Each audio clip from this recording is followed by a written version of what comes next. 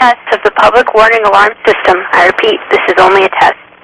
When warnings are issued by the National Weather Service in Grand Junction, the warning alarm system will automatically activate weather radio equipped with this tone alert feature. Tests of these weather radio receivers and the warning alarm system are conducted by the National Weather Service in Grand Junction every Wednesday between 10 a.m. and 1 p.m. An exception will be made if severe weather threatens or is forecast to occur in the broadcast area on the day of the test. When this happens, the test will be performed on the next available fair weather day.